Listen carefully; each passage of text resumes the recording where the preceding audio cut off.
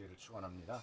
오늘 1월 28일 날 목요일 날 아침에 하나님의 돌보심 은총이 넘치고 또 오늘 하루 일어나는 모든 일 가운데 하나님의 위로와 도우심이 있기를 바랍니다. 또 어떤 일이 있다 할지라도 하나님을 의지하고 섬기는데 부족함이 없도록 하시고 또 하나님께서 기도를 응답하시며 또 어려운 일이 생길 때 그것을 다 극복할 수 있는 힘과 용기를 주시기를 기원합니다. 오늘 말씀은 요셉의 이야기를 마무리 짓겠습니다. 본문은 창세기 45장 7절 8절에 나오는 말씀입니다. 하나님이 나를 형님들보다 앞서서 보내신 것은 하나님이 크나큰 구원을 베푸셔서 형님들의 목숨을 지켜주시려는 것이고 또 형님들의 자손을 이 세상에 살아남게 하시려는 것입니다.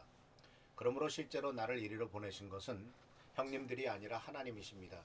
하나님이 나를 이리로 보내셔서 바로의 아버지가 되게 하시고 바로의 온 집안의 최고의 어른이 되게 하시고 이집트 온 땅의 통치자로 세우신 것입니다. 요셉의 생애를 보면은 어렸을 때 부모님에게 아버지에게 어머니는 또 일찍 돌아가셨으니까요. 아버지의 사랑을 받고 자랐지만 형들의 시기와 질투, 미움으로 말미암아 상당히 어려운 사춘기를 보냈던 것을 기억합니다. 근데 요셉은 아버지의 사랑 때문에 그래도 버틸 수가 있었죠. 그런데 그가 형들로부터 이제 시기를 당해서 종으로 팔리게 된부터는 그의 인생은 점점점 고통스럽고 힘든 과정으로 빠지게 되는 것을 보게 됩니다. 사랑받던 아들에서 갑작스럽게 이제 종이 되죠. 그 다음에는 감옥에 갇히죠. 그런 식으로 점점점 인생이 어려워지게 된 것을 보게 됩니다. 근데 그 위치는 점점점 어려워졌지만 사실은 그 속에 있는 요셉이라고 하는 사람의 속 사람은 점점점 강건해지고 점점점 성장해 나간 것을 볼 수가 있습니다. 외적인 환경은 점점 힘들어졌지만 속 사람은 많은 일을 맡아도 또 더 좋은 일을, 더 큰 일을 맡을 수 있는 이와 같은 자리에 들어가게 된 것을 보게 됩니다. 그는 나중에 감옥까지 가죠. 그런데 감옥에서 특히 하나님의 뜻 가운데서 그는 바로 어떤 감옥으로 들어가냐면 일반 잡범들의 감옥이 아니라 궁궐에서 일을 하다가 실수를 하거나 잘못을 저질러서 고관 대작들이 바로 귀족들이 또는 그 높은 자리에 있던 사람들이 감옥에 갇히는 그런 감옥이 옵니다. 근데 이런 감옥은 사실은 하나의 학교죠. 거기서 정치를 배우게 되고 그리고 거기에서 무엇을 배우게 되냐면은 애굽의 이집트의 왕실이 어떻게 돌아가는가, 이집트의 정치가 어떻게 돌아가는가 하는 것을 다 배우게 되는 귀한 훈련의 장소였던 것을 우리는 기억합니다. 그래서 왕의 그 술 맡은 관원도 만나게 되고 왕의 또 떡 맡은 빵을 만드는 관원도 만나게 되고 그 위에도 수많은 관원들이 이제 그게 잘했든 잘못했든 감옥에 갇히게 되었을 때 요셉의 돌봄을 받았고 또 요셉은 그들로부터 이 이집트 왕궁이 어떻게 돌아가느냐 하는 것에 대한 정보를 많이 얻었던 것은 틀림없는 일입니다. 그러나 그가 이제 그 40년 동안의 내리막길을 마치고 그는 결국 이집트의 총리 대신이 되죠. 이런 모든 모습 속에서 우리는 무엇을 보이게 되냐면 요셉이 보여주고 있는 중요한 그 성공의 비결 또한 가치 있는 삶 또 축복된 삶의 비결은 바로 뭐냐면 하나님의 주권을 철저하게 신뢰했다는 겁니다. 하나님께서 하시는 일은 모든 것이 선한 일이고 결국은 모든 것 가운데 하나님의 축복이 있었다는 것을 깨닫게 됐다는 겁니다. 이 고백은 바로 창세기 45장 7절 8절 아까 읽었던 말씀 속에서 나오는 것을 보게 됩니다. 그래서 요셉이 종으로 팔려서 애굽으로 오게 한 것에 대해서 하나님께서 보내셨다라고 말하고 있는 거죠. 바로 형님들이 아니라 하나님이 보내셨다. 하나님이 보내셔서 바로 하나님께서 먼저 예비하게 하신 것이다. 비록 형들은 동생을 죽이려고 하고 동생을 팔아먹은 못된 짓을 저질렀지만 하나님은 그 일을 선하게 만드셔서 오히려 형님들의 자손들을 이 세상에 살아남게 하도록 나를 보내서 바로 모든 기근을 다 대비하게 하셨다라고 이렇게 멋진 얘기를 하고 있는 것을 보게 됩니다. 그런데 요셉은 이런 모든 과정 속에서 무엇 때문에 그것을 깨닫게 되냐면 바로 환경에서 배우는 지혜로움이 있었습니다. 고통에는 숨겨진 목적이 있다는 것을 알게 됐습니다. 힘들고 어려운 과정 속에 있는 것은 그 뒤에는 하나님이 뭔가를 가르쳐 주기를 원하는 것이 있다는 것을 깨닫게 됩니다. 종노릇하면서 보디발의 집안에서 종노릇하면서 바로 이러한 어려운 일들을 당하기도 하지만 그러나 그는 또 감옥에 가서 감옥 생활도 하지만 그런 모든 과정 속에서 하나님께서는 뭔가 가르쳐 주고 싶으신 것이 있고 또 그것을 통해서 그 성장시키고 싶은 것이 있었던 것을 요셉은 알게 됐다는 것입니다. 그래서 하나님께서는 우리의 실패와 실망과 깨어진 꿈을 통해서 우리의 삶을 자주 재조명하는 것을 발견할 수가 있어요. 주님께서는 우리들의 삶을 재조정도 하십니다.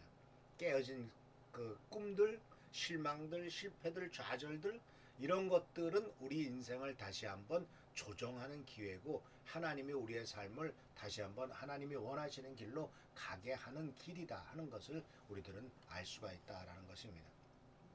그래서 이 바로 요셉은 창세기 50장 20절에서도 이렇게 말했습니다. 형님들은 나를 해치려고 하였지만 하나님은 오히려 그것을 선하게 바꾸셔서 오늘과 같이 수많은 사람의 생명을 구원하게 하셨습니다. 하나님은 선하게 바꾸셨다. 그래서 우리는 여기서 로마서 8장 28절 생각나시죠? 하나님을 사랑하는 자, 곧 그 뜻대로 부르심을 입은 자들에게는 모든 것이 합력하여 선을 이룬다라고 하는 고백을 우리들이 할 수 있다라는 사실이죠. 그래서 사는 성도 여러분, 환경적으로 우리들이 어렵고 힘들 때, 우리들의 삶 속에 많은 문제가 생겼을 때, 환경이 어렵고 힘들고 우리들의 삶을 괴롭힐 때, 우리들은 스스로 질문을 해야 됩니다. 이런 문제 때문에, 이런 일들의 가운데서 나에게 무슨 책임이 있지 않나. 많은 사람들은 자기 자신이 결정해 놓고도 누구 때문이야 라고 하는 핑계를 많이 대는 것을 보게 됩니다. 아닙니다. 모든 것은 우리들 자신의 책임입니다. 그리고 두 번째 질문은 이러한 어렵고 힘든 일들 가운데서 내가 배울 수 있는 것은 무엇이냐라는 겁니다. 우리가 무엇을 이 환경 속에서 주님이 가르쳐 주기를 원하시는가 하는 거예요. 그리고 세 번째로 질문해야 될 것은 바로 뭐냐면 하나님께서는 이번 이런 고통스럽고 힘든 일들을 통해서 내가 그 일에 대해서 어떻게 응답하고 어떻게 반응하기를 원하시는가 라는 질문을 던져야 된다는 것이죠. 나의 반응이 무엇이냐, 내가 어떻게 이 사건에 대해서 응답해야 되느냐라는 거예요. 그래서 이런 질문을 던지는 것은 바로 자기 명철을 의지하지 말고 자기 생각을 의지하지 말라는 잠언 3장 5절 6절의 말씀이 생각나게 합니다. 잠언 3장 5절 6절 말씀 속에서도 우리에게 분명히 말씀하시는 것은 너의 명철을 의지하지 말라. 범사의 주님을 인정하라. 그러면 그가 너를 올바른 길로 인도하시리라 라고 말씀하신 그 잠언 3장 5절 6절의 말씀이죠.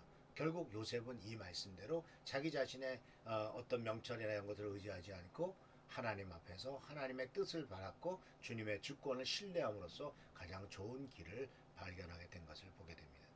그래서 사랑하는 성도 여러분, 우리들에게 권면하는 것은 빌립보서 1장 27절에 여러분은 오로지 그리스도의 복음에 합당하게 생활하십시오.